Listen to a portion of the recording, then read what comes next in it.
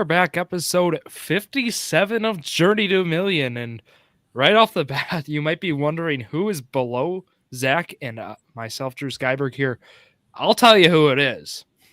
It is the one, the only Fantasy Football Championship qualifying Bernie Vandenheuvel. Bernie, welcome to the show here. We've had you on before. You actually are known here on this podcast for maybe not a great thing. You're known here as the guy who said Sammy Watkins is top 25 in 2022. So, that's how you're known here. It's a cold take now. But looking back at it, at the time, I thought it was a good idea, but it aged poorly. If you take the 25 and multiply it by like 6, I think you got him. Well, we should say, injuries. Baltimore Raven. He didn't make it a year, Birdie, but okay. Anyways, Zach's here also. And Zach, how's it going for you? Splendid. Splendid back, new background. I want to add. What was the color last week? Color. Last week was baby blue. This week I got a nice green. So you got green for the green and gold, right? Upgrade. But honestly, we're here to talk some football. It's an exciting week for football. Not just because week 17's here, but right, fantasy football championships around. I mentioned Bernie Vandenheuvel qualifying for one. I'm in one, and actually Zach's Dynasty League, and we won't mention how many Zach is in because let's just say it's one less than one. One less than one. Zach was actually the guy in a lot of my leagues, though, in his defense, that was, he was the guy who had all the injuries. And when I say all the injuries, he had he had the big name ones for the running backs, especially, right? Breece Hall was one, I believe, for you. Trey Lance, right? Javonte Williams. Yeah, the podcast league, I had Kyler Murray and Cooper Kupp. So, that was tough end of the season there, but. Bernie, how'd you get to the championship of the $5? Oh, sorry. Well, I was just saying that Zack drafted just like my basketball and baseball teams from fantasy, where you draft all the crippled players. Well, I don't know if we've ever talked about it here on the show, but Bernie's baseball team, it was remarkable. So there's like 10 pitcher slots, maybe 9, some mix like that. He had 4 pitchers. He picked 4 pitchers who had Tommy John. He drafted. I mean, it was actually remarkable. I mean, he ended up drafting. He had Bryce Harper too, so I was counting all the players who actually went through or who had torn UCLs. He had like 5 players who had torn UCLs on his team. I mean, it's tragic, of course. Tommy John being like a year, 12 to 14 month recovery, and of course we're rooting for all those guys. But Bernie just it was just a tough draft for him, and and basketball's not looking any better, but. Talking the number 1 seed. Yeah. For now, I do think your team's gonna lose some steam though with those injuries. But talking Bernie, your $5 team though, like was it the waiver wire? What made it? What got you there? That's a great question. I think the bigger question is how did my dad become the number 1 seed with his team? Oh, your dad, and we talked about Big Birdie being able to evaluate talent, but Zach, I should have showed you his team. He came out of the draft with 3 running backs, and 2 of them were Commanders. He had Brian Robinson and Antonio Gibson. I think he made the championship. I think you sent me like some of the teams after the draft, like just concluded. But Justin Fields and Kyler Murray, which he ended up getting Fields right. He had a slam dunk with Watson. I mean, he had Watson the weeks he needed to win, basically. So that was a big one. And he also just had some other one. Dave Tyreek. He had Tyreek, T. Higgins, Christian McCaffrey.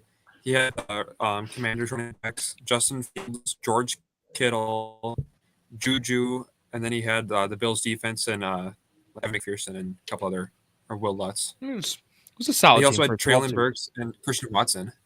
Yeah, he knows. I said, he knows his rookie talent. He knows his. Got some good ones there. My $5 one was DJ Moore, Brandon Cooks, Michael Pittman. It was the receivers were what lost me that league. Seems to be a similar theme with a lot of your teams.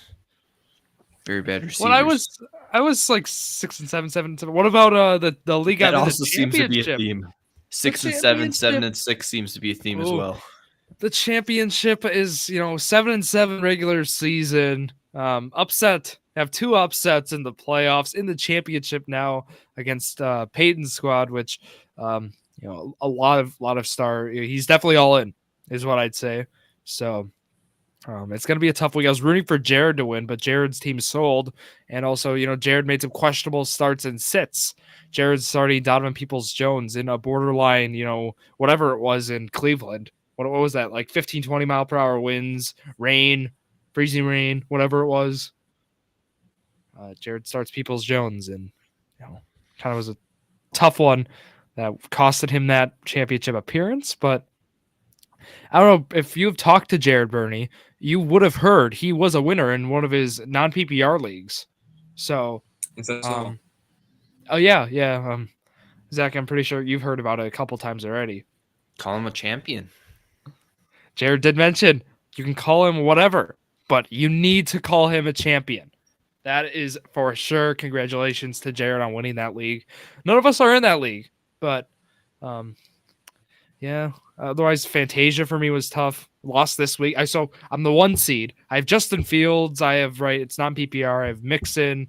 Who else do I have? Like Hopkins and Jefferson. I have Mark Andrews. So I have like a really good team. I finished 12-3 overall in the regular season. Matchup this week. Play it. Lose it by like 20. So I lose out in the championship, even though being the number 1 most points scored. It was tough losing my first playoff game there. But then Elise ends up winning her semifinals. She is in the championship game in that league. She beats Jared in that one. And she's gonna go for the championship in Fantasia Sports on that. So I was like, I lost, but hopefully she can bring the crown home in year 1 for her playing fantasy football. But I don't know. Zach didn't make the playoffs in that league, so tough. Yeah, tough year for you. Lineup for solid 8 weeks of that season. So we'll get Bernie in that one. It's a non-PPR league, and it's it's something. And a kicker went in the 4th round at least took a kicker in the 4th round, I think. In my opinion, I think we should bring back the PPRR league. I think it was a classic. It was really fun. So rushing attempt. Yeah. Well, it's point per rushing plus receiving or something, whatever it is. It's PPR, but you also get a point per each rushing attempt. Yeah, so that's why it's point per reception plus rushing. When we say rushing, that's why the PPRR is what you'll hear. And rushing attempt. So what happens is in that league, and it's not even a name for what Bernie created. It's whatever he did. I don't know why. It's an insane format because we can't figure out the kickers. It is a kicker premium league on top of the point per rushing plus reception, the PPRR. So it's kickers are, I believe a kicker went 1-1. It was Harrison Butker, right? I think 1 week, Harrison Butker, or it was like the Titans kicker, had like 150 points because I try to set it up where if you miss a field goal of 10 yards, it's minus 10 points. Miss one of 20 yards, it's minus 20, and the opposite. So if you make one of 10, it's 10 points. 50-yard field goal is 50 points.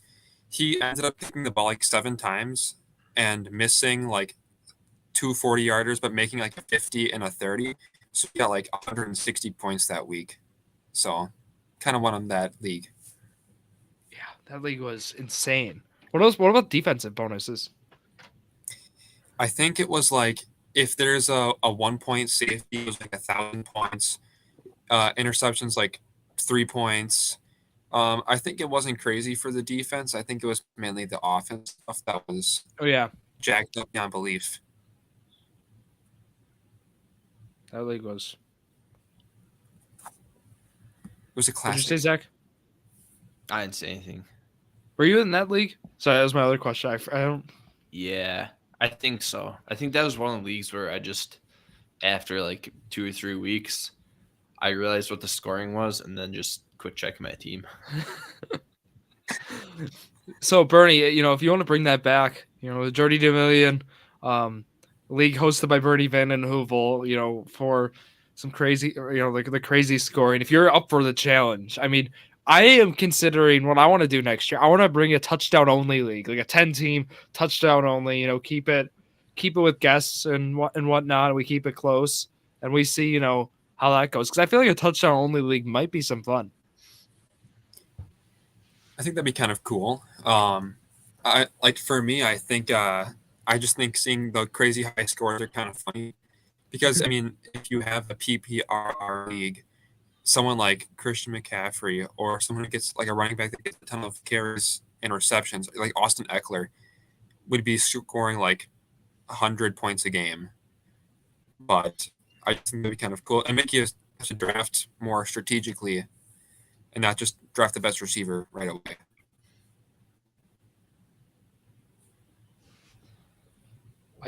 IDP is like the other one too. It's like, if you want to add IDP in that, where you have like an individual defensive, player in that, imagine that you could do some scoring. If you get an interception, 500 points, sack, 250, forced fumble, 502. I'd be up for it. Yeah, but We'll just make it the hardest possible thing to track, so you never know what's going to happen. It's just a toss-up. Maybe. Do you guys want to move over to some stuff we just saw this past week, or I mentioned with the with the semis being this past week for most leagues, some championships, but most championships are this week 17 championship week. But I actually, just talking week 16 in a whole, I really like. This might have been my favorite week of football, honestly. I really, that Jaguars Jets game, I know we were looking forward to it, or at least it kind of disappointed. It did, if you were rooting for the Jets. If you were rooting for the Jags, Trevor Lawrence. If you're rooting for a good game, it disappointed. Zach Wilson, disappointed. Yeah. The Jets fans were loud. Those cheers we heard. The boos. Is that what you're talking about? No, yeah. The Boo Birds came out early. I mean, they were out they might have been out at the end of the first, I think. They came out pretty quick. Yeah. Do you think that Zach Wilson is now a bust? Yeah. Oh, I thought I can't say last year, but like at the end of last or like near the end of last year, honestly, like some of his games, like he had that good stretch. I mean, that Zach, you recall, that you've talked about before with what was with Elijah Moore, right? It was with those. Yeah, he had that good after he returned from injury, he looked like he could have maybe something. It didn't look like he was going to live up to his number 2 overall like draft status, but I mean, it looked like he could be a solid starting quarterback. And looking back at it this year, I think it's pretty clear that it's not going to work out. Where do you think he went wrong? I mean, I think the tape, once you watch some of the tape, I think that's where teams started to figure him out. I think it's inconsistency, but it's hard to pinpoint, what causes the inconsistency. I just think some of the reads he makes too, honestly. And it's for me, it's like Mac Jones. What? Yeah, a lot of stuff I've seen has been he's had issues with footwork. I guess I haven't really dove deep into this tape or whatever to try and figure out what his issue is, but a lot of stuff I've seen is kind of his footwork is inconsistent, or sometimes he'll kind of focus on his footwork, make sure it's right, and then other times he just kind of forgets about it, and that's when you see the picks or the errant throws. For me, from what I've seen from him, I think it's a mental problem, because he has a lot of physical gifts that will allow him to be successful in the NFL. Like, he has a strong arm. He's not slow. He can move out of the pocket if he has to. But you need to be a smart quarterback in order to be a passing quarterback, and therefore a successful quarterback in the league. Like Tom Brady, Aaron Rodgers, Mahomes, they're very, very smart with reading a defense, knowing what is going to get tossed at them before the play even starts. I don't think Zach Wilson really has that in his repertoire, in his bag, if you will, because it's like he gets the play call and he just is going to run that, and he kind of knows where he wants to throw it, and he's going to throw it there whether it's covered or not. And I think that's just kind of a problem, because he had the high standards coming into the league, second overall pick or whatever. But that's just a lot of pressure to have. And I mean, if you're not willing to study and change, and sometimes it is hard, like you can't always, know what's going to happen or be the smartest quarterback. But if you're the second overall pick, you're kind of expected to be able to do that. I honestly too. I think. Well, I think you hit it on the nose too with it being more of a mental game, mental struggle for him too. On top of that, but I really think timing's off too. I think some of these throws. I mean, you've seen the BYU highlights. Like look at some of the throws he was making. Look at some of the plays he made. Right. I mean, I feel like adjusting at NFL speed too. I think that causes some timing issues. That's where I think you see the interceptions coming. I don't think it's inability to throw the football accurately. I think, which you could say it's a part of it. And Zack mentioned footwork too. That plays in a part too. But honestly, I think it comes down to timing because just look at like what Bernie mentioned, what some of the great ones do, right? But like I just think of that Aaron Rodgers throw Mercedes Lewis last week. Like, come on, like talk about timing, talk about accuracy. Like that throw had it all. He was off balance a little too. That was just that. Just think about that throw to some of the throws Wilson makes. Obviously, Wilson's not there, and it's hard and it's unfair to compare to Rodgers too, right? But Wilson, it's gonna be interesting what happens in the offseason. I know Zack already penciled in Jimmy G to the Jets. So he's already working on a contract template, which you'll see in the offseason, but he's already got Jimmy G on the Jets. So I was looking at the spot track stuff for Jimmy G, and they says market value is like $35 million a year. Yep. No, you're Bernie, does that number shock you? So I just saw your base. How much was it again? 35 million a year. It's like a 4-year, 35 per year. It was like the market value. In my opinion, I think it can make sense if a team like needs him, but realistically, I don't know if the Jets would do that trade if you have a chance. Well, he's a free agent. At getting right, like or get him signed, whatever. I don't know if they would do that because, or where do you think they're going to land in the draft this year? Do you think they have a chance of getting like one of the top 3 quarterbacks? No. Right now? They wouldn't trade up, I don't think either. They're picking. They want an experienced vet. Because if you sign Jimmy G, I think that it could be good. If nothing else, to like develop a quarterback, maybe they draft in a later round or something.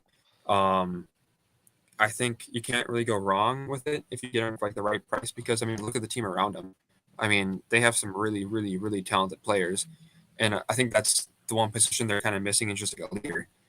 So even if he's like a mediocre quarterback for him, as long as you can lead and not have the franchise hate you, and maybe not throw an interception every game, I think he'd be fine. But I don't know how long they would sign him for a contract if he went there. I mean, I think he's doing what, like 31, 30, something like that. So I mean, he still has probably at least like 7-8 years of where he can be productive, and he's really familiar with the scheme already. Obviously, a lot of the Jets coaches came over from San Francisco, so I think that's another thing that really helps him kind of get that foot in the door in New York. He turned 31 November 2nd, in case, there you go, to fill that in for Zack. But honestly, yeah, I mean, that's the location to be. I hope the Jets don't make this mistake, but do you guys see there's a chance, right? Zack and I are talking Mike White being an unrestricted free agent at the end of this year. Is there a chance they think White could keep this streak going? I mean, White's he did a solid job, right? But I hope they don't see this small sample size from White as a potential long-term, replacement, because I don't think that's the case. I think he's going to be a solid backup wherever he goes, but I don't think he's the starting quarterback of the future for the Jets. I think White's getting overhyped. I agree. White's getting overhyped just because how bad Zach Wilson's been. Everyone kind of views him as like the savior that's coming in, saving the Jets and kind of making them exciting, and they're using that to say Mike White's a lot better than he is, in my opinion. I think if nothing else, he's shown potential, flashes of potential, flashes of something, but I would sign him because he's not going to get a starting job anywhere else. Like, unless someone pays him a lot more money, whatever, he'll leave. But if you can sign him as a backup role, sign Jimmy G. How many seasons has Jimmy G played like a full season without getting hurt? Like 4 maybe, right? Somewhere around there. He's hurt this year right now. So if he gets hurt again, whatever gets tweaked, toss him in there. If nothing else, let him develop under Jimmy G. If it doesn't work out, it doesn't work out. You can draft a quarterback later, but if you can't draft one of the top 3 ones here, you might as well keep something. Keep Joe Flacco around too, right? I mean, that's going to be the other option as a potential backup next year to whoever, right? I think they let White walk because I think White's going to get overhyped, as Zach just mentioned, and is going to go make some really good backup money. I think that's going to be what we're going to see. I don't know how much, but I wonder what the market value is for him right now. He's the new Matt Flynn. Yeah. That's good. Wait, Zach, did you make that comparison? I did not know. No, I was just. Oh, we were talking Matt Flynn today, yeah, too. we talked to Matt Flynn, but I wasn't comparing them. But that's a really good comparison. I'm all for it. I don't know. The Jets. I feel like we talk about them every week. Maybe it's because Zach said they were going to go 9-8, but otherwise it could be just because I think they might be. They could be the most intriguing team in this offseason. You know, and there's some other ones like the Bears are going to be interesting to see what happens there. Chargers, obviously, what happens with the coaching situation. Colts on top of it. A lot of good teams to talk about in the offseason. On being at week 17 already, we've seen some moves already happen with that. I think Nathaniel Hackett getting fired yesterday was kind of the start of, we're going to see some of these coaches who've been on the hot seat, go. We saw Rule early in the year. We saw, of course, Reich earlier in the year, but now we see Hackett go in his first season. So how do you guys feel, speaking of like the Broncos, how do you feel about all the quarterback situations in the league this year? From like the Broncos to the Panthers to the Rams, the Colts, especially like the Jets are having problems this year. It seems like on almost every single division, there's at least like one team that just can't figure it out. And that's kind of why they're suffering for it, because everyone thought the Broncos were going to be just stellar, fighting for like the number one spot in their division. And now they're eliminated. So how do you feel about that this year? I feel, that's why Jimmy G is going to get $35 million a year. I feel like supply is low, demand is high. And unless, we need these quarterback draft prospects like Levis, Stroud, and Young, those top 3 and others to pan out. Otherwise, this is going to continue as a problem. Not even to mention the Texans on top of it, right? Davis Mills does not look like the future there, as people once thought. There's going to be some turnover, I think, in a lot of quarterback situations. And, right, I mean, there's probably like 7-8 guys who, even if you look next year, who might not be starting for their team or might be, there's going to be a lot of move around, I feel, at that position. Even Kyler Murray was kind of on the hot seat a little bit this year with his performances. Well, I think it was more Kingsbury on the hot seat, but I think and now Murray is going to be out for another year. So, I think we talked last week on Kingsbury too, or about that. I think you mentioned Zach, right, with Murray, hoping he gets back in that timetable that they have mentioned, but with they might be waiting until next year to fire Kingsbury. If that happens, I think it's got to happen. If Kyler Murray doesn't come back for next year, do you think you could see the 49ers dishing Brock Purdy anywhere with how he's performed? If nothing else, like for kind of like a last-ditch effort for a team to find a young quarterback? I think 49ers quarterback situation next year is Trey Lance and Brock Purdy. Yes, that's how it needs to be. Trey Lance season. I have him in a dynasty league. Wait, Zach, who has him in your dynasty league? Because I know you have him in mine. Trey Lance? Yeah. Alex, I think. Alex. Okay, yeah. Yeah. So Trey Lance is, he's the guy because again, when you spend that much draft capital, you're gonna let him have a full season at least. Well, it's not only honestly. that. He hasn't had any opportunity. No, he's had like 2 weeks. Maybe 2 games worth of plays at. Oh, he had 2 games last year and he had 2 games this year, so 4 games. No, yeah, but I mean, well, he got hurt early in week 2, so yeah, it's I'm really rooting for him. I want Trey Lance to be that guy, and I wonder what that means for that offense as a whole too, because like with George Kittle, we've mentioned. I feel like I've mentioned this a lot, right? Kittle's numbers with Trey Lance have not been great. In those 4 games. Again, 4 games. I think Brandon Ayuk's been the biggest beneficiary of Trey Lance, from what I recall.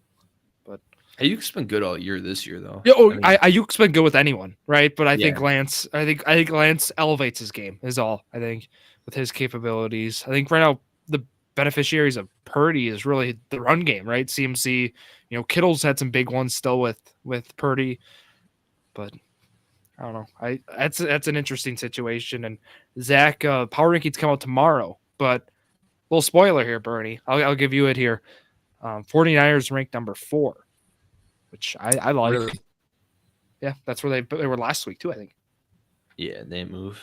The top, I think 7 didn't change at all from last week. I know like Philly lost Dallas, but it was a really close game. Obviously, Jalen Hurts out, so I didn't feel inclined to kind of switch up the order with any of those either. So Do you think that when Trey Lance comes back, they're going to try and change their offense to accommodate for the fact now that they have a decent running back game? Because you don't really want to have a running quarterback dive up the middle every single play. You'd rather have a quarterback who can scramble for yards. Because in college, that's whatever. You can have that as your offense. But everyone's bigger, everyone's stronger in the NFL. And that's just going to, like, if you call a quarterback dive every 10 plays, you're bound to get hurt. You're not a running back. So do you think they'll try and change up to more like a passing offense? Like, that's how you're going to get your rushing yards if you're Trey Lance? I think it'll be like a trying to think of a good comparison. Maybe like a Josh Allen. I mean, Josh Allen doesn't run, I guess, up the middle a lot. He kind of does some design quarterback like sweeps to the outside and kind of stuff like that. I think that's what we're going to see a lot of. Like And I Like think Justin option, Fields? right? Like an option or even RPO based, I think more. I don't think like Fields, because Fields, there's a lot more design, like specifically Fields' running plays, or even Fields. It seems like he's scramble first, pass second when he's even like when he has to remotely go a little bit out of the pocket. I don't think we're gonna see it yeah, from he Lance. is. I think Lance is gonna be a guy who's gonna throw first and then scramble, like Jack mentioned, Josh Allen. Even Mahomes has been not as much of a runner, but we'll see him run more than Mahomes, maybe around Josh Allen. And Josh Allen, I think has Josh Allen ran as much as he had his like rookie year, or even his second year? Because I feel like Allen's also with signing for some big money means not running as much. Yeah, I think he's running less and just he's getting the valuable rushing attempts like in the red zone. We still see him run quite a bit, or like when they play the Chiefs or when they play probably this week, we'll see him run quite a bit because it's a big game. I think that's something watching some Bills games, you kind of realize that in the more important this situation is, the more willing Josh Allen is to run, and the more willing like Sean McDermott and the Bills coaching staff is to kind of put Josh Allen out there and using his legs. Trying to find his rushing right now. Well, right now he has. Okay, it's showing me passes stats. Okay, cool. So I can't really All right. get I his got it Russian up. stuff. You got it. Nice. Yeah. So his rookie year. Yeah, so he was like 4, 8, 10. He had a lot of games where it was either 9. Kind of like I that got 9 now. to 10 ranges where he was pretty much averaging. And then this year he's I guess he's around the same. Oh yeah, he is. Wow, he's running a lot more than I thought he was. He's Yeah. he right now is on pace to have the most rushing yards in a season for his career. He's 17 away. So Yeah. attempts wise, he's at the second most in his career as well. Okay. But honestly, and as Zach mentioned, more red zone opportunities, which has been true. He's ran a lot. But his interceptions, if you look at it, he's at 13. His career high is 15 at a year, which he still played great. But we mentioned the elbow concerns. There's been There's been some injury concerns with him. That's and also like a little slump midseason. That's kind of had him out of the MVP race. Now it looks like Mahomes being the front runner on that one. And then I've also seen there's been this late runner. Should it still be Jalen Hurts or should it be Mahomes? It's Mahomes for me. I still got Jalen Hurts. What about with the big one for me is there's been a lot of push for Joe Burrow right now too. No, too late, too little, too late. I think. What did he threw out 3 picks against? He just threw like multiple picks. Yeah, that's that too. But I think the other guys have been a key part too. But I mean, Burrow certainly last 5-6 weeks has turned it up a notch. I mean, last 3 weeks he has 4 picks. I mean, if you're gonna, that's the big knock on Josh Allen is how many interceptions he has. Where if you look at Burrow, he has 12. So he's 1 away from Josh Allen. So if you're going to, I think Mahomes has 11 too. That's one of the things that when people talk about Josh Allen and they kind of use that as like he's throwing a lot of picks this year. I mean, it's all the good quarterbacks have thrown a lot of picks this year. Aaron Rodgers at 11, Mahomes at 11, Burrow at 12. Like, it's just, that's the one argument that bothers me. Well, you just can't look. It's not an interception award. I get that, but on top of it, like the productivity, the output. I think with it, and look at what Mahomes has done. I think with the weapons he has, not probably the worst in his career in terms of weapons. Would it be fair to say that? I just think what Mahomes has done from a volume standpoint, and from a win-loss standpoint. I know Hurts what he has done, but Hurts missing time too. It's possibly only 1 week. I think if it's only 1 week, I think that's going to be something. He's back next week, but if he misses, this week as well, I hate to knock someone for not playing as many games, but when it's neck and neck like this. Yeah, I mean, we could also see Jalen Hurts might be sitting week 18. Week 18, yep. Philly wins this week. Which I think that would be, for MVP consideration, that would be worst case scenario for Hurts. Say he's not like 100% back this week, so they don't want to risk it. Obviously, playing New Orleans, so should be a win either way, I guess. But if also Gardner Minshew goes in, they win this week, clinch #1 seed. I wouldn't see why Jalen Hurts will go back out there and play Week 18, and I think that kind of ruin any chance that he does have. And in my opinion, what I've seen for like a long time, I hope if he's healthy, you shouldn't sit your good players before, like if you clinch like the #1 seed, whatever, you shouldn't sit your players that last week, because if you look at what Peyton Manning did all of his years, like with the Colts and stuff, they'd be like top dog, and they'd sit him like for the last week, and then they'd get a bye week, come in, they'd stink it up. Look at him to the Packers the last couple of years. They sit their players last week, and they come in, they just lay a big goose egg. They would have starters play a half. I mean, our Packers last year, I want to point out, like Rodgers played a half. Bakhtiari. I mean, or Bakhtiari's playing, but like Adams played a half. My point being, it's not the full game, but they're still in it. But your point, right? I think the line game last year, we were all at that game. I think you could kind of tell that even though the starters were out there playing, it was kind of obviously, like, they know they clinched the 1 seed. They know the game doesn't really mean much, so they might not be as focused or whatever. But we could tell, yeah. Yeah, I mean, that's Aguara's screenplay. Come on, doesn't get any better than that. Like that was exciting. Down the left side, DeGuara with a 60-yard tight end screen or whatever it was. Yeah. Speaking of awards, if Justin Jefferson breaks the single season receiving record, do you think that there's any competition for Offensive Player of the Year with him? Maybe Eckler? Maybe. No. I think it's just him. Yeah. Zach, what do you think? It's got to be Jefferson. I think even if he doesn't, if he comes up, he's going to be close right now. Play, right? Like, I mean, Cup got it last year, so sometimes I know maybe it's just like recency bias, but I do feel the receiver, if a receiver and running back have both decent year, like or both have fantastic stellar years, sometimes I feel it just goes to the receiver or the winning team on top of that. I don't know. I feel like receiver sometimes gets the nod over the running back. Maybe Well, that's it's me. kind of it's with how the NFL is shifting. It's more of a pass happy Pass offense. game. So receivers, quarterbacks, they get more like recognition in the media, and then obviously True. that affects the voters' decisions. But Austin Eckler, though, I mean,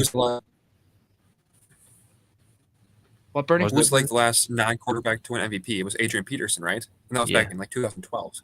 So Yeah. that means like for the last 10 years, a quarterback has won the MVP like every single year. Oh, it's now a quarterback award. I don't see in the near future a non-quarterback winning that award. I know there's actually, I've heard some push for Jefferson winning the MVP. It's not happening. It's just not. This is a quarterback award now, and I think that's there to stay. If anyone besides a quarterback is going to win MVP, it's going to be a running back, and they'd have to get, if it's like a Derrick Henry that gets 2,000 rushing yards and like 20 rushing touchdowns, something crazy like that, or like It's got to be historic. See if he has like a 1,200 yard. It would have to be like season. Dean Tomlinson when he broke like the single season touchdown record. Yeah, you need 20 plus touchdowns. Like that's a bare minimum. We're looking video game numbers. We're looking, it's got to be something that's like historic, like, and not even this Jefferson single season receiving. Like that's not historic enough. Is how crazy it needs to be. Well, you need multiple quarterbacks also to kind of split the award. That's one reason where Adrian Peterson ended up getting the MVPs, because there's like 2-3 quarterbacks, whatever it was that year, that they kind of split the quarterback award. So the guys that were willing to vote for the non-quarterback had enough votes to get and the one thing it's like a pitcher winning Cy Young and MVP in the same year, like that, like Kershaw in 2014, like is the last time that happened, and I think it's the last time that's happened. But my point being, like, is that that might be something that's gone too. It just, MVP has shifted. Of course we see like Shohei Ohtani like doing both, but like I don't think that's something. I just think with both games, tied into football here, with how both have like shifted into just a different kind of game, I think that's going to reflect some of the awards and kind of the recipients on that note, on that part. Who's the defensive player of the year?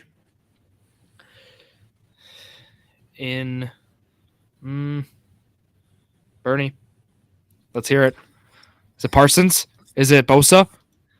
I think it's Bosa. I think it's Nick Bosa. Like for me, I have heard like bare minimum talk about defensive player of the year simply because of like how much time has been happening on the offensive side of the ball. I think it's either between probably Parsons or Bosa. I have to look at some of their stats again, but I think it's got to be Bosa. It's Bosa. I feel like it is. Yeah. It's also with the sacks. Is he at like 14 and a half? Who? Bosa? 17 and a half. Oh, okay. 17. Parsons at 13. Oh, maybe I was. Yeah. Yeah, no, it's.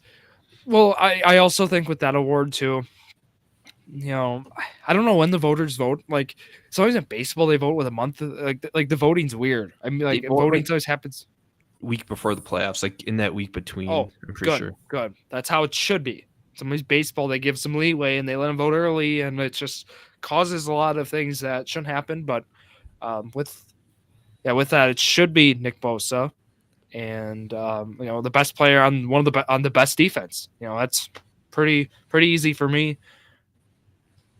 If we want to keep going down the awards, we've done some things with like Diaz in the NFL. He has a Instagram page we've done some collabs with there on a True Sports Crew. But I think for Coach of the Year, I think your answer Sirianni. Nathaniel Hackett. I think it's got to be Sirianni. I wanted Brian Dable, but we saw the Coach of the Years that people wanted have kind of fallen off. And it's not that they've fallen off; it's just their teams haven't played as great as they did in the first half. Is all. So Sirianni, I think we're all in agreement on that. I've had Sirianni all year, so You have. We should add that Zach has. There was a Mike McDaniel push earlier in the year too, but that's not there. They've lost I- what 4 straight or something. I do think a dark horse is Doug Peterson. I think that's the challenger that not a lot of people are talking about for Sirianni. But I think the Jaguars have to win the division too. If they win out, end up 9-8, I think there's a possibility. There's a really good case. I had Mike Vrabel midway through the year. Not a lot of people thought he was going to win last year. No, not this year. Not this year. Oh. Last year I did. I thought you were saying I had year. Vrabel. No, I had Dable, which you saw.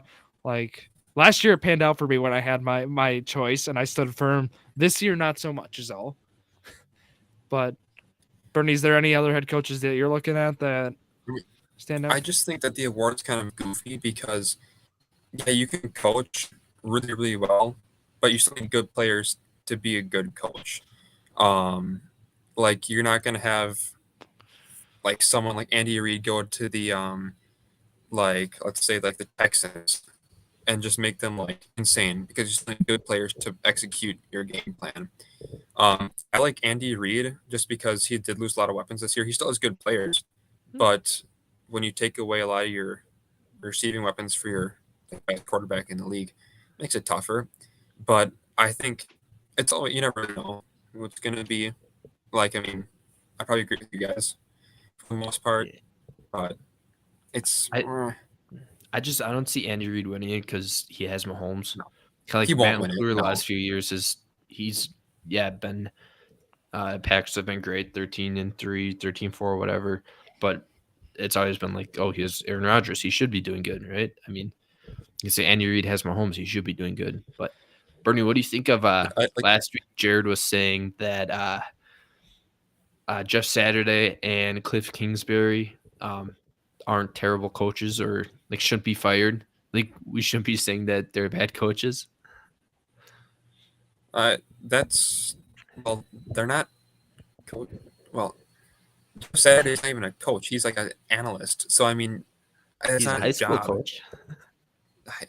I guess that Bernie counts is for something. talking to the right crowd. Thank you, Bernie Vandenhoevel, because really, I mean, we were talking to Jared, and the fact being is, Jeff Saturday's not even calling plays, and it was like, how can you make an argument for this guy as a coach, right? I mean, I know not every coach calls plays, so it's unfair to me just point out Saturday, right? Lovie Smith's not calling plays, right? I mean, some of these defensive guys, Todd Bowles isn't, is he? I don't think he is. My point being, though, is that really Tom Brady's calling plays with Tampa, but honestly, it's unfair to point just every finger at Jeff Saturday, but I think there needs to be more blame on Jeff Saturday than some people are putting on him, and Jared being one of them who is saying, what is he supposed to do, right? I mean, I think he's supposed to have better clock management. We saw Hackett have to hire a time management, strategy advisor, whatever role it was called, and now that guy is the head coach right now, the interim head coach for Denver. I just think, I think time management, I think it's a crucial part that there's not really a staff for, that we've seen coaches struggle in, and there's a lot more other, factors that we can't even, take them all in, but there's just a lot of things that make a great head coach. And I think the guys that Zach mentioned in Kingsbury and Saturday have, maybe they haven't exceeded in those. Well, even look at like the Broncos. They who they signed this summer from the Packers. He wasn't a head coach. He was like a Nathaniel offensive Hackett coordinator. Yeah. No, he had play calling experience, but when you put him in the front seat, did he have play calling experience? Doesn't Matt LaFleur call plays? He just designed the offense. No, you're right, Zach. But I'm sure Hackett has called plays though. If he's been an offensive coordinator, he's kind of the point. Yeah. But for me, I feel like Kyle Shanahan. I mean, there was a lot of dysfunction there with the quarterback situations this year with injuries and whatnot. Even Deebo Samuel got hurt, and they're still winning their division right now, like quite handily. So I mean, I think that's impressive in itself too, to be able to stay afloat with those problems there. So I feel like he could be in running too, but probably. So just so we're in understanding, right, Bernie, you're in agreement with us that some of these coaches whose teams have underperformed need to have more blame, right, than some people generally think, right? Yeah, I mean, like a coach isn't always to blame for the situation, but they're going to be the one who Yep. gets the heat for it pretty much right away. So it's tough, but I mean, again, that's why it's a team sport. Everyone's a part of the team, the coaches, the players, everyone. So Yeah, that accountability is huge, I think. And I don't know. We've talked a little bit about head coach search in the offseason, but Zach and I do agree that Saturday is not coming back. Like, no way for me, at least. Um, I, I do think this offseason is going to be wild. We're going to see, I think, a lot of those offensive coordinators. We're going to see a lot of coordinators come in, and some other former head coaches for sure too. The main one being we've talked about, Sean Payton. He's already assembling his coaching staff, which was made some news last week. Is there any other coaches you guys think in your mind who are going to get a job who haven't had a job these past few years? Is D'Amico Ryan from San Francisco their new defensive coordinator? Is he going to get hired somewhere? He probably will be. I've heard stuff that says Sean McVay might step away from coaching for a year. So I have heard that too. if he does do that, the Rams might be in need of a new coach as well. So Sean McVay, that's funny. They trade away all their draft picks, win the Super Bowl, which is great. Obviously, that's what you want to do when you trade away your draft picks. But now he's just gonna step away. Sean Payton for the Chargers, that's already penciled in, right? I mean, it's Chargers will play the Rams this week. I don't know who they play week 18, but if they can go 11-6, they still have a shot at the 5 seed, right? I think the Chargers, Baltimore's there. They're get clinched. Yeah, they're in the playoffs, but I think seeding wise. Oh, Baltimore. Yeah, what's Baltimore? Yeah, they clinched a playoff spot. They're 10-5. They're 10-5. Yeah. Yeah. So, Chargers are one game behind them. So I mean, Chargers could still catch Baltimore, get that 5 seed, and I guess how far do the Chargers have to make it in playoffs for Brandon Staley to stay there? Championship game. It's just it's got to be there. I think they got to win 2 playoff games. Yeah. Can you guys explain to me? With the Can you explain Zack. Brandon Staley's decisions last night? I don't know if you guys were watching, but I was. He was kicking field goals. I think it was at the end of the first half, maybe, where they're the 15-yard line. It was 4th and 2, I think, or it might have been the 20-25, something like that. But they were in field goal range. It was 4th and 2. They went for it, got it, and then they're inside the 10 and 4th and 1, and they kick a field goal. With time running out, I think they knew. I think what they had plenty of time. It wasn't a 10-second left type thing. Well, what I think is with Staley and with what they saw in that game, they saw the Colts weren't moving the ball. They saw you just needed points to win, is what I think. Because that first half, Nick Foles, not his fault necessarily. It looked rough. I don't understand I think they knew why. If you're gonna kick a field goal anyways, why not kick it the first time you get 4th down? I agree. I mean, I'm trying to make a case for something I don't know, Zach, but I do think it was evident in that game. You just needed points to win it. You just needed any sort of points, and they got it. I think that was kind of one I thought about. And just back to the coaches thing, we did forget about Dan Quinn. I think Dan Quinn's got to find a job next year. So just want to point that one out. Interesting coaching. Staley's got to win 2 games to make it to the champion, or 2 games in order for him to keep his job, I think. Otherwise, he's staying around. Did you guys see his stretches by any chance? Yeah, I've never seen a coach stretch like that. Have that much of a advanced, stretching routine before a game. I saw a meme. It was about it was Joe Staley doing the stretch that Brandon Staley doing What's the stretch. What's up with you? That's posted all over, and somebody said it's like a cat when they're about to puke. That's what the meme was. Oh, was it? I know which one. Yeah, he had. I did not see if they interviewed him and asked him about that, because I want to see what his response was to those questions that were asked. Because honestly, that was I've just never seen that. I've never seen a coach run up and down, and he was doing the stretches. It was interesting. Bernie, have you seen this stuff? Yeah. Do you want to demonstrate for us? Like, I think I need a recreation, No, but I'm kidding. no. It was I can run something up the else. stairs. Bernie, you can demonstrate. All right. 1 second. Let me adjust my camera. No. But back to awards. Who do you think is going to win the a comeback player of the year award? CMC. Because I think CMC is in the argument. I think people were saying Geno Smith. Bernie wants They kind Geno. of fell off a little bit. I don't think he deserves it anymore because he started off hot, but recently it's not been as good. First half it was Geno. Yeah. Second, like the whole season, it's gonna be CMC. I think. Yeah. What other ones are we looking at? It's just kind of tough. Who else is up for it? Like Derrick Henry, I guess. Yeah, and of course, early in the year we had like Michael Thomas in the award. We had some other guys. Yeah. Now we're not going to see, Thomas being out for the year with an injury. But yeah, honestly, it's kind of those two, and then I'm intrigued to see who finishes with votes also. But the rookie awards for me are like the other exciting ones that are left. The defensive one seems like it's got to be Sauce. Like it's like like I think you got to pencil Sauce in. It's a matter for offensive rookie. I don't think it'll be Hutchinson. No, I think like Kayvon Thibodeau, I think is a guy who's made a really good case in the second half of the year. I think it's got to be Sauce though. Well, it's got to be Sauce, but it's maybe it's more of an argument who finishes number 2. I do think Quay Walker will get some votes. I know he's been up and down, but I think he's had a strong finish here.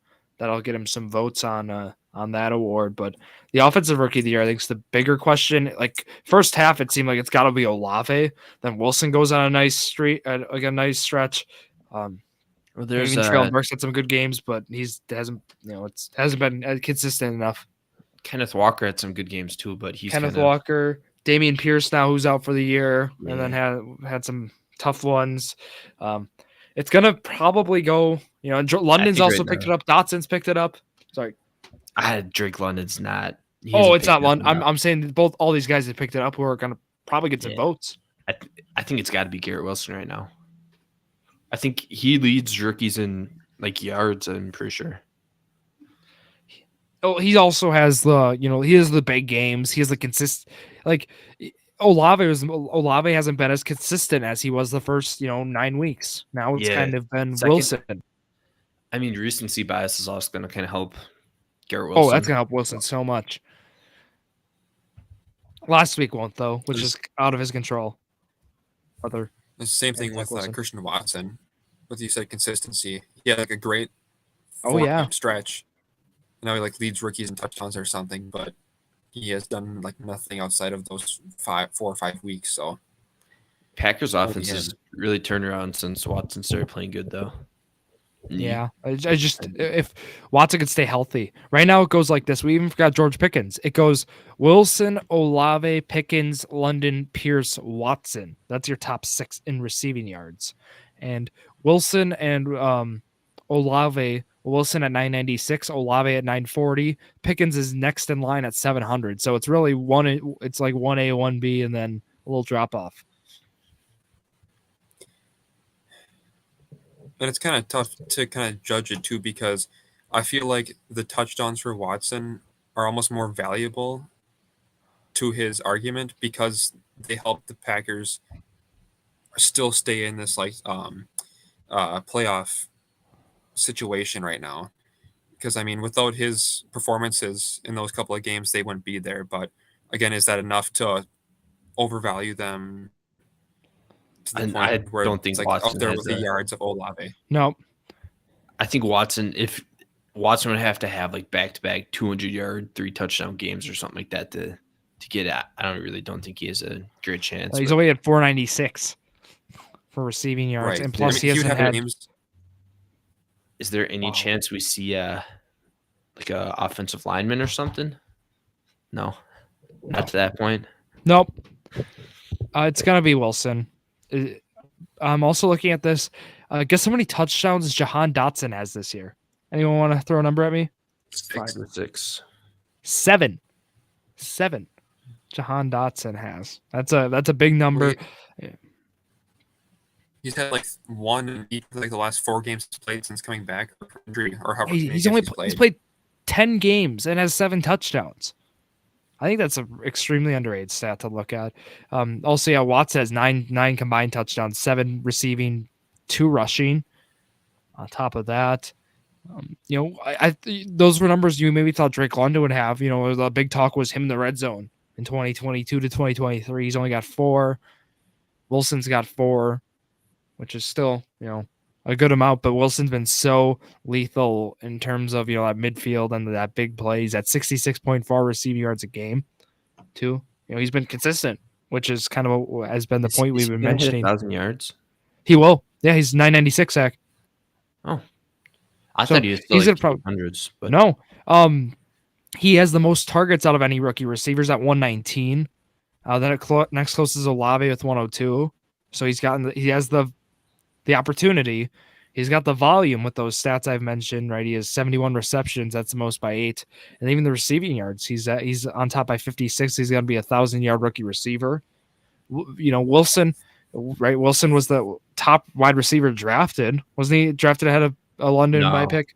Or London was 8. Wilson was 10. What's Olave at for receiving yards?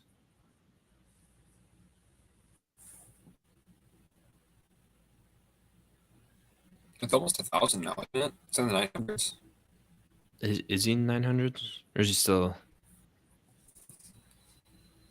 Drew, do you got it up? Or...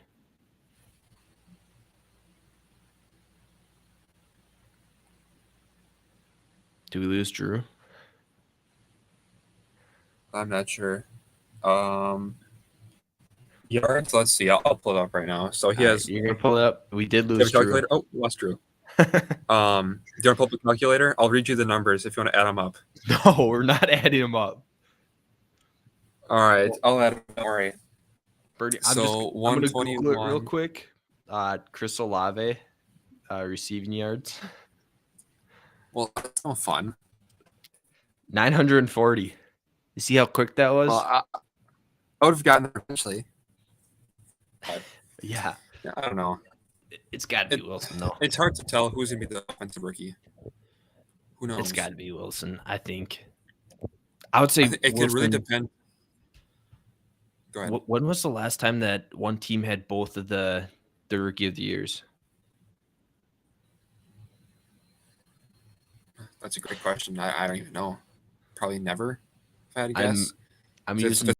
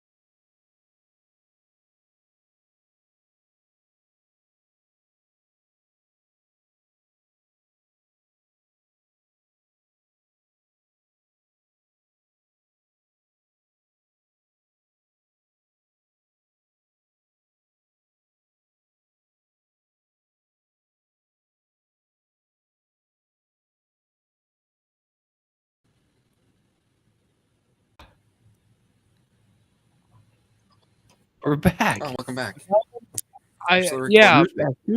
Crashed. So I'm not sure. My internet was intact the whole time. I just went on my phone and it was all up. It did say the recording was going on, so not sure what happened. What happened? I don't know. Me and Bernie was still there after you left. Really? I have no idea what happened. But yeah, so we were talking about rookie receivers. Is that where I cut off? Yeah, Bernie answered the question we posed before we got kicked off was 2017 with the Saints, Kamara and Lattimore. Oh, the rookie, is that Yeah, like we were talking about co-rookies? offensive and defensive Yeah, rookie at the same time. from Yeah. same team. Oh, yep. Okay, that's where we were. I have no idea what happened. That was insane. Sorry, I've never had this issue with Melon before. Maybe the internet just cut out for a second, and that's what happened. That's all it took. I guess that's the case. But yeah, this overall, Yeah. I think it's been an underrated offensive rookie class, though. In terms of I'm pleased, or maybe rookie class overall. I think like even Dynasty, for example. I think there was like people were like, oh, this draft class, not the best, but I do think it's outperformed a lot of those expectations. Yeah, and I think so many people have had such like good to really good seasons that it's kind of tough to tell. But I think it really could depend on like the last 2 weeks of the season, because who knows what's going to happen. Maybe people just go bananas and then it's going to jump them into the lead. But I think it'd be pretty tough to pass Wilson. So we'll see. How many teams next year tank for Caleb Williams? I mean, 2. I don't know. I don't know how many quarterback situations will be filled, Zach. Maybe like at the start of the year, probably there will be like 2 or 3, and then it'll probably jump up to 4 or 5. When teams realize. It'd be interesting. It'd be interesting if Houston drafts like Stroud or Young this year. They get a rookie quarterback, and then next year get the number 1 pick again. Just have a bidding war for that.